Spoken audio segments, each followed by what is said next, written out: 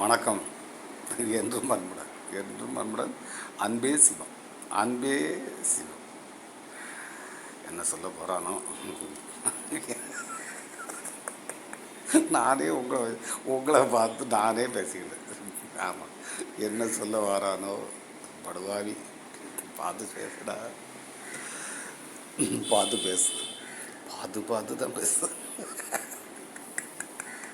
பார்த்து தான் பேச வேண்டியிருக்கு. உங்களை பார்த்து பேச வேண்டியிருக்கு. அதனால் நான் ஒருத்தர் தான் அங்கே வேலை பார்த்துக்கிட்டு இருக்கேன்.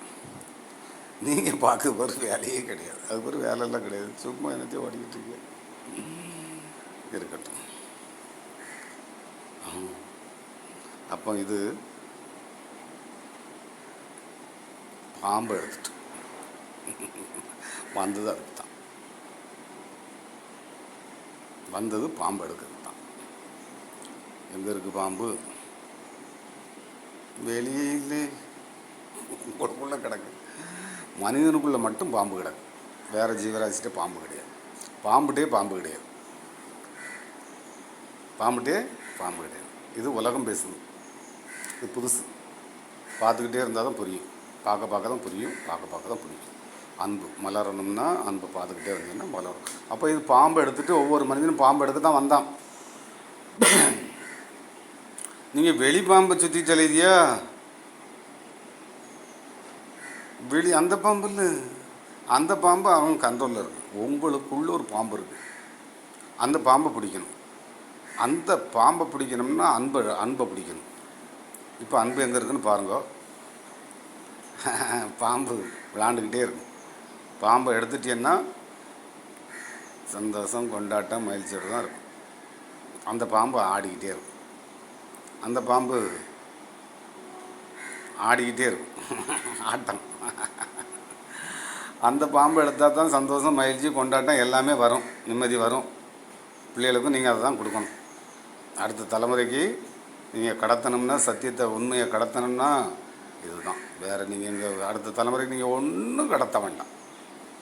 ஒன்றுமே அடுத்த தலைமுறைக்கு நீங்கள் ஒன்றும் செய்யாமல் இருந்தாலே போதும். எல்லாத்தையும் அன்பு கடத்தி கொண்டு போயிடும். அப்போ நீங்கள் அதுக்கு தான் வந்தியா. வேறின்மை ஒட்டுமொத்த உலகத்தை பார்க்கறதுக்கு வந்து நீங்கள் பூமியை கூட சரியாக பார்க்க தெரியல. ஏன்? அது நீ அன்பை பார்க்கவே மாட்டேங்குது. அன்பு உனக்குள்ளே தான் இருக்குது. அந்த அன்பு நீ எடுத்தன்னா பாம்பை தெரிஞ்சு.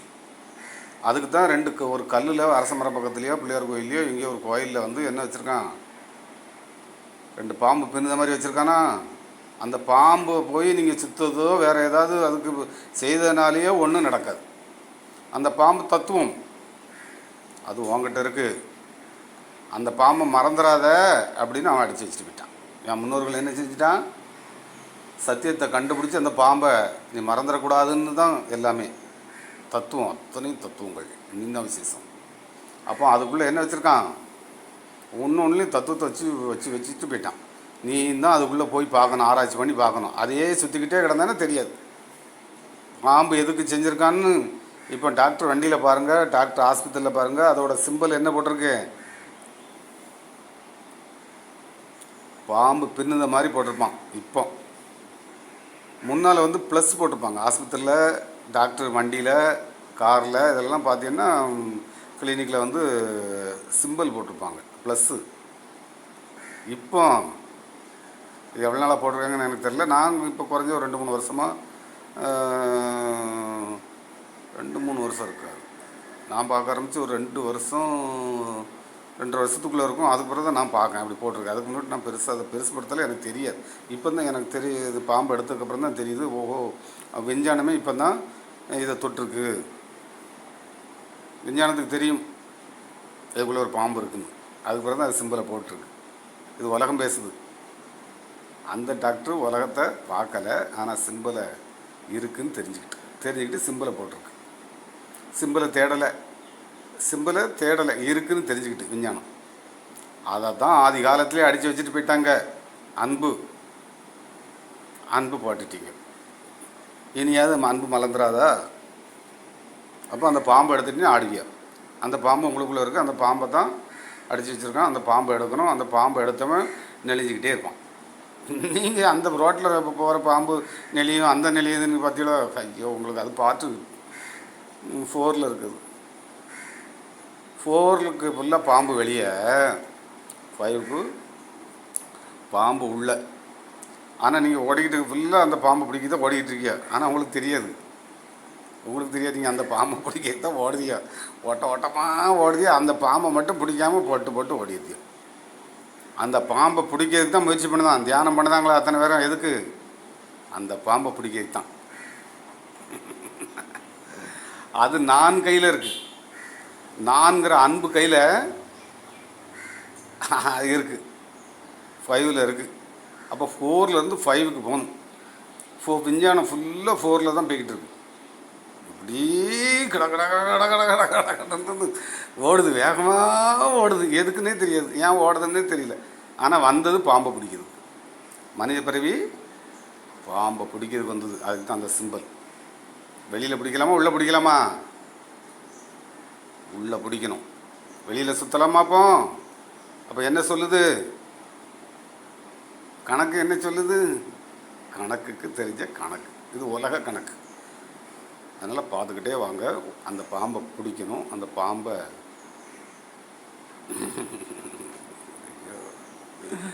பாம்பை பிடிச்சிட்டின்னா வேலை முடியுது. சமாதி நிலை இல்லைன்னா மரண நிலை. மற்ற ஜீவராசிக்கு சாவு உண்டு,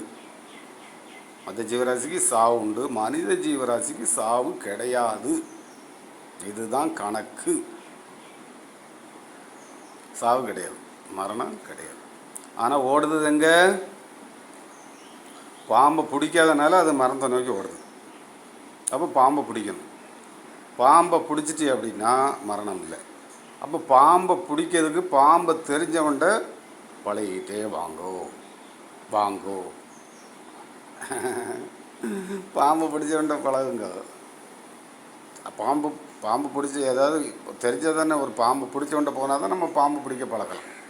பாம்பு பிடிக்க தெரியாதவண்டெல்லாம் போய், பாம்பை பற்றியே தெரியாதவன்ட போய் நீங்கள் பாம்பு பிடிக்க போகிறீங்க. இது இந்த பக்கம் ஆன்மீகம். எங்கே ஓடுது? பாம்புன்னா என்னன்னே தெரியாது, பாம்பு பற்றி தெரியாது, அது பாம்பு பிடிக்க ஓடுது. இது 5 தலை நாகத்தோடு நிற்கி, 5 தலை நாகத்தோடு நிற்கி. 2 பாம்பு பின்னுது மாதிரி. அதுன்னா பின்னும்போது 5 தலை நாகம் தெரியும். அதுதான் தத்துவம். நான் புக்கில், அன்பு புக்கில் இது பாம்பை எடுத்துகிட்டு பேசுது. இது தாமரையில் உட்காந்துட்டு பேசுது. இது தாமரை பூவில் உட்காந்துட்டு பேசுது, நாகத்தோடு பேசுது. நான் புக்கில் படிக்கி. இது நான் புக்கில், அன்பு புக்கில் படிச்சுட்டு வருது. அன்பு புக்கில் படித்து சொல்லுது. அதை நீங்கள் 1000 புக்கை பிரட்டிக்கிட்டே இருக்கனால பிரயோஜனம் இல்லை. புக்கை பிரட்டதுனால ஒன்றும் தெரியாது. அப்போ புக்கு பார்க்கும்போது, ஏன் புக்கு பக்கம் போகிறீங்க? பாம்பை பேசலை, புக்கு பார்க்கும்போது பாம்பு ஒழுங்காக பேசணும், அடி வெளுத்துரும் வந்துடும். அதனால் பாம்பு எடுங்க, கொண்டாடுங்க, மகிழ்ச்சியாக இருங்க, சந்தோஷமாக இருங்க. பாம்பை பிடிக்கணும்னா பாம்பை பார்த்துட்டு வாங்க. இது 5 தலை நாகத்தோடு நிற்கி. இது 5 தலை நாகத்தோடு இருக்குது. உங்களுக்கு பார்க்க தெரியல, நான் என்ன பண்ண முடியும்?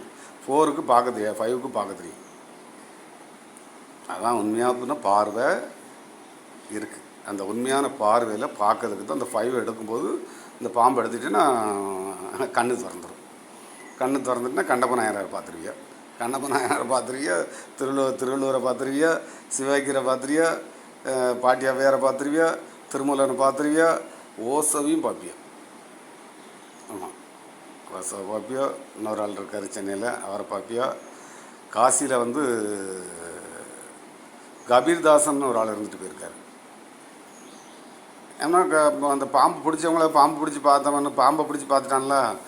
அப்போ பாம்பு யாரெல்லாம் பிடிச்சிருக்கான்னு இவன் பார்க்கும்போது காசியில் ஒரு ஆள் கபீர்தாசன் சொல்லி முஸ்லீமாக இருந்து இந்துவாக மாதிரி, இந்து மாறலாம் இல்லை, உங்களை பற்றியெல்லாம் எனக்கு பிரச்சனை இல்லை, அதெல்லாம் நீங்கள் அதெல்லாம் வேஷத்தெல்லாம் நீங்கள் வச்சுக்கிடுங்கன்னு அவர் சும்மா அங்கே ஒரு ஆள் வந்து, அவர் பேர் என்ன சொல்லுதில்லை, யாரோ ஒரு ஆள் ஆன்மீகம் சொல்லி கொடுத்துருக்காரு. அவர் சும்மா சொல்லியிருந்தார், இவர் பார்ப்ப போல் அவருக்கு அப்பா இதை சொல்லுதார் போலுக்குன்னு சொல்லி அவர் பேரை வச்சுக்கிட்டு அவர் தான் எனக்கு குருன்ட்டார். இவருக்கே தெரியாது நான் அவர் பேரை சொல்லியிருக்கே தெரியாது. அவரும் சொல்லிட்டு இருக்க கடைசி அவர் நான் ஞானம் அடைஞ்சிட்டார், பாம்பை பிடிச்சிட்டாரு. கபீர்தாசன் அவர் பேர், காசியில். கடைசி 2 பேரும் சண்டை போட்டு இந்து எனக்கு தான் தரணும், எங்கள்கிட்ட தான் அவர் பழகி ஞானம் அடைஞ்சிருக்காரு அப்படிங்கிற மாதிரி இந்துக்கு தாங்க. அவங்க எங்கள் இதில் பிறந்து தான் வந்தார், எங்கிட்ட தஞ்சதுங்க சொல்லி 2 பேரும் சண்டை. ஐயோ, எதுக்கு சண்டை போடனே தெரியல. அவது நம்ம இல்லை. அப்போ அவரும் ஞானம் அடைஞ்சு பாம்பு பிடிச்சிருக்காருன்னு பாம்பு பிடிச்சவனுக்கு தெரியும். அடுத்து இன்னொரு ஆள் பேர் யார், அது வட மாநிலத்தில் உள்ள ஆள் தான். எனக்கு அது செல்லில் வந்தது தான், அங்கேயே போய் பார்த்தேன். பாம்பு பிடிச்சவன் பாம்பு பிடிச்சி செல்லில் பார்த்தான்னா, டிவியில் பார்த்தான்னா, பேப்பரில் பார்த்தாலும் கண்டுபிடிச்சிருவேன் பாம்பு பிடிச்சிருக்கானா இல்லையான்னு. சென்னையில் ஒரு ஆள் பிடிச்சி இப்போ ஓடிக்கிட்டு இருக்காரு. ஆமாம், அது தெரியும். நான் விசேஷம் அப்படின்னாக்கப்புறம் நான் அடுத்தவங்களுக்கு சொல்ல மாட்டேன், யாரையும் சொல்ல மாட்டேன், என்னையை மட்டும்தான் சொல்லுவேன். நான் தான் விசேஷம், நீயும் விசேஷம்.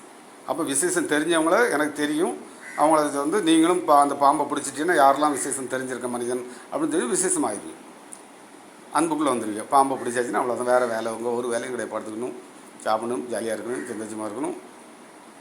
வேறு வேலை இருக்குது, அது உட்கார்ந்தா தான் அந்த வேலை நடக்கும். அதனால தான் இது என்ன செய்யும், ஒரு வேலையும் பார்க்காது, உங்கள் வேலையை பார்க்காது, இது வேறு வேலை பார்க்கும். சிரிக்க வேலை, சந்தோஷமாக இருக்க வேலை, கொண்டாட்டமாக இருக்கலாம். அப்போ தான் டெய்லி சிவராத்திரி. புரிஞ்சுதுங்க? புரிஞ்சுக்கணுங்க. பாம்பை பிடிக்கிறதுக்கு முயற்சி பண்ணுங்க. அப்போ இவங்களெல்லாம் நீங்கள் யாரெல்லாம் பாம்பை பிடிச்சாங்கன்னு பெரியவங்க அந்த நமக்கு முன்னால் வாழ்ந்துட்டு போனாங்களோ அவங்களெல்லாம் உங்களுக்கு தெரிஞ்சிடும். அப்போ நீங்களும் அந்த இடத்துக்கு போவதுக்கு தான் இந்த பிறவி. நீங்களும் திருவள்ளுவர் ஆவதற்கு, சிவவாக்கியர் ஆவதுக்கு, திருமூலர் ஆவதுக்கு, கபீர்தாசன் ஆவதற்கு, புத்தன் ஆவதற்கு. புத்தம்னா நீங்கள் வேறு மதம்னு நினச்சிக்கிட்டு இருக்கியா? புத்தம்னா புதுசு, அதுக்கு பேர் புத்தன்.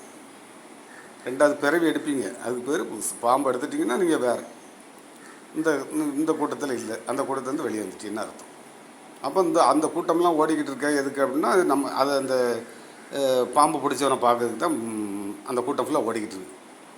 எங்கேயாவது புக்கெல்லாம் சுமந்துக்கிட்டு அந்த வேஷம் இந்த வேஷம்லாம் போட்டுக்கிட்டு அலையுதில்ல, எதுக்கு? பாம்பை பிடிக்கிறதுக்கு.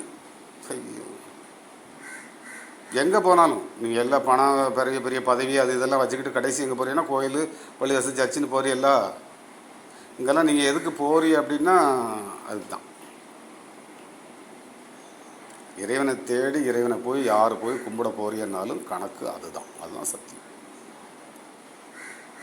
அதுதான், அதே தான். அப்படி தானே? அப்படியே தான்.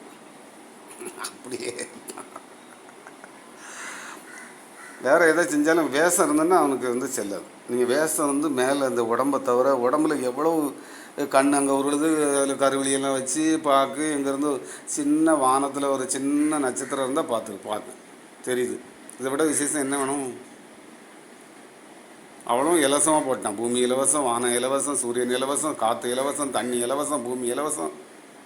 நீங்களாக எல்லாத்தையும் மோசமாக்கி போரில் எல்லாத்தையும் மோசமாக்கி வச்சுக்கிட்டு, அது சரியில்லை, பூமியில் இடமே இல்லை, மண்ணே இல்லை, இடமே கிடைக்க மாட்டேங்குது, வாழ வழியே இல்லை. இங்கே நீங்கள் நிற்கிற இடம் விசேஷமான இடம். நீங்கள் எங்கே நின்னாலும் நீங்கள் விசேஷம். பாம்பை பிடிச்சிட்டேன்னா, பாம்பை பிடிக்கலை அப்படின்னா எங்கே நின்னாலுமே சங்கடமாக இருக்குது, கஷ்டமாக இருக்குது, துன்பமாக இருக்குது. இதுதான். அதனால் அதெல்லாம் அடித்து வரட்டணும்னா பாம்பை பிடிச்சோன்னு பாருங்க. வேறு யாரெல்லாம் இந்த உலகத்தில் பாம்பு பிடிச்சிருங்க நீங்கள் கண்டுபிடிச்சிடலாம். பிடிச்சிட்டிங்கன்னா நீங்கள் இந்த உலகத்துக்கு சொந்தம், பேரின்பத்துக்கு சொந்தம், மரணம் இல்லாதவளுக்கு ஏன்னா பாம்பு பிடிச்சதுன்னு இப்படிலாம் பேசுவேன். எப்படினாலும் அடிமை என்னாலும். வணக்கம், நன்றி. என்றும் அன்பே.